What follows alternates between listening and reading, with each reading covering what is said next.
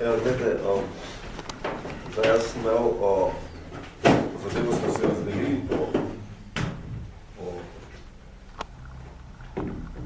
segmentih pač tega protestnega shoda.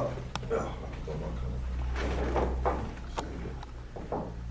In sicer, jaz sem bil zadolžen v bistvu za predajo štafete, to je štafeta norosti, to je štafeta norosti, takšno njeno ime. In sicer sem bil odgovoren v tej celotni akciji za to, da se ta štafeta norosti prenese iz Zasavja do Vlade Republike Slovenije. Ne? Zdaj, zakaj štafeta norosti? Sicer pač preprosto zato, ker gre tukaj za eno veliko norost dovoliti sežiganje nevarnih odpadkov v Zasavju je lahko zgolj samo norost in nič drugega. Mislim, tu ni prostora za kakršnokoli, bom rekel, za kakršnokoli zdrav razum, za kakršnokoli pametno odločitev, kakršnokoli prisotnost intelekta. To je totalna norost in sicer z vidika, na primer, samega prostora zasavskega gre za, že se vse skozi ponavljamo in to bom rekel, na primer, v tem letnem času, pa čez zimo bomo to še toliko bolj čutili, gre za neprevetrene zasavske doline, kjer se zaustavlja ta zrak, stoji več dni, na primer isti zrak se koncentrira za temi nevarnimi industrijskimi emisijami in življenje v tem okolju pač more te emisije v bistvu prenašati. Se pravi, že neke objektivne danosti, na katere človek nima vpliv, so naravnane na to, da takšna tehnologija, ki se zdaj tukaj odvija, se pravi sežig nekih odpadkov, v takšen prostor ne sodi. Nikjer na svetu, ne samo v Zasavju, nikjer na svetu taka tehnologija v takšne neprevetrene doline ne sodi. Ne? Po drugo stvar je ta, da ta tehnologija ni, bom rekel na nek način, ni nekaj novega v Zasavju, tukaj cel kup nekih različnih peči, se pravi neke tehnologije, ki se pomagajo z nekim izgorevanjem, imamo neke dimnike, ne? In to je tudi treba vzeti v obzir, preden spustiš takšno, bom rekel, sežig nevarnih odpadkov v to okolje. Ne? Se pravi, imamo dediščino že od prej, že prej bila tukaj termoelektrarna, že prej bila tudi cementarna, ostala podjetja, ki so onesnaževala ta prostor. In ko se danes odločamo, in danes smo se odločali, se pravi, oziroma v zadnjih par letih smo se odločali o tem, ali bo Lafarge cement smel tukaj sežigati nevarne odpadke, ali bo smel uporabljati petrolsko gorivo in podobno. Ne? Se pravi, ko se vse to odločamo, moramo tudi to upoštevati, kaj se je v tem prostoru že zgodilo, koliko so samo čistilne sposobnosti tega prostora sploh še prisotne, da se potem lahko odločimo na podlagi teh kriterijev, ne? Ali je takšna tehnologija za ta prostor sprejemljiva, ne? Poleg tega se treba ozirati tudi, bom rekel, na prizadetost življenja. Ne? Mislim, meni se prizadeto je okolje, in v takšnem ekološko prizadetem okolju je seveda bolno življenje, kakršno okolje, tudi človekovo. Ne? Zdaj, jaz kot profesionalno kot gozdar seveda ugotavljamo, da je tudi drugo življenje v prostoru bolno, ampak skoncentrirani smo seveda, kot ljudje smo najbolj skoncentrirani na zdravstveno stanje ljudi, raziskave so bile upravljene in ugotovljeno je, ne, da tukaj, bom rekel, plačujemo to neko zdravstveno rento, ne, zato da nekdo kuje dobičke iz sežiganja odpadkov, ne, pa tudi prejšnje tehnologije, kaj se pač povzročale v tem prostoru. Tako da, že zaradi neke preteklosti, objektivnih danosti, ki so tukaj, je ta tehnologija nevzdržna. Mislim, kjerkoli bi se to sprejelo takšno odločitev, je ta odločitev nora. Poleg tega je pa to okoljevarstveno dovoljenje, ki je bilo nadzadnje izdano za Lafarge cement, ker izdane so bila dva okoljevarstvena dovoljenja. Ne. Prvo je padlo, drugo je bilo izdano in je bilo še slabše kot tisto prvo. Skratka, to okoljevarstveno dovoljenje, ki je zdaj dokončno in izvršljivo in ki jo tudi sprovaja v praksi, Lafarge cement dovoljuje radikalno povečano onesnaževanje, kot se je pa dogajalo prej. Ne smemo pozabiti, Lafarge cement sme Zasavje onesnaževati v rangu 5 sežigalnic odpadkov, kaj se tiče benzena. Rakotvornega benzena, ki je v prvi nevarnosti skupini rakotvornih snovi. Glede skupnega organskega ogljika pa celo za 20 sežigalnic odpadkov. In ne poznam vele mesta na svetu, pa ga probajte najti vi, ki ima na teritoriju po svojem teritoriju 20 sežigalnic odpadkov, ali pa ima 5 sežigalnic odpadkov. Jaz takšnega mesta ne poznam, lahko da obstaja, ne?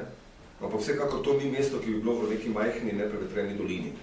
To tukaj mi imamo. Ne? Zato še enkrat pravim, da ta projekt, ki ga je speljala vlada Republike Slovenije, seveda pod pritiskom francoskega kapitala in s pomočjo svojih strokovnih inštitucij, da je izdala okoljevarstveno dovoljenje Lafarge cementu takšno, kot ga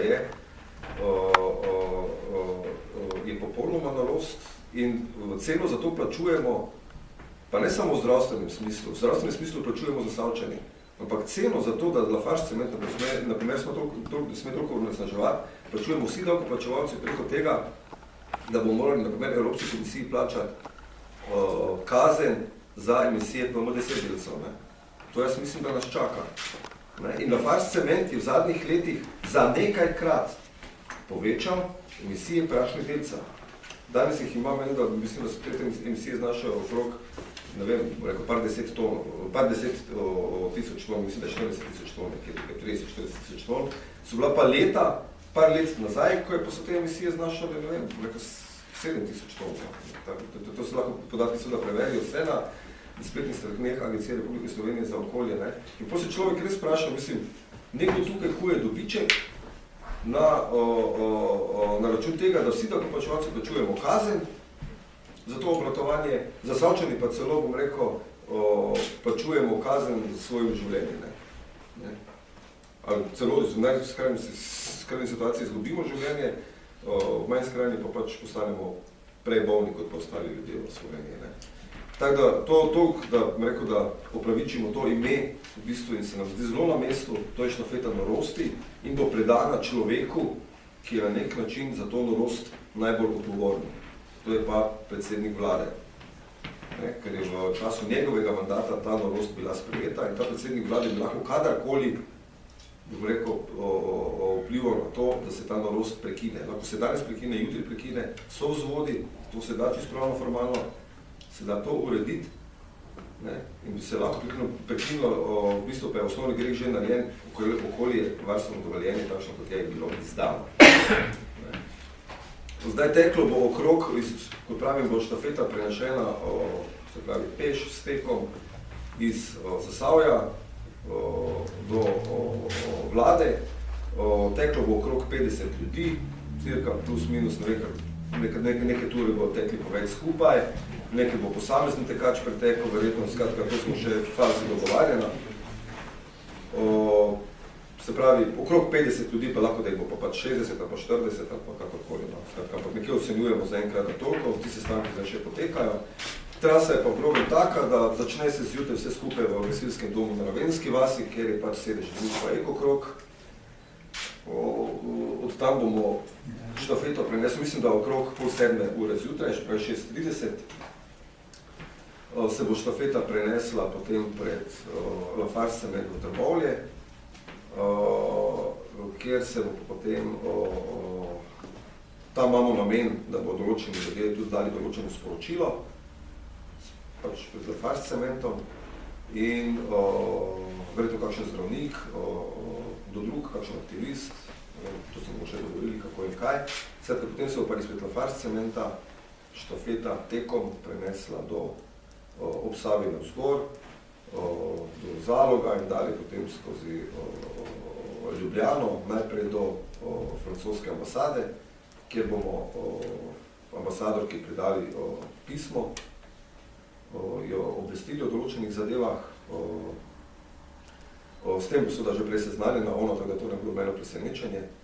No, potem pa gremo v francoske ambasade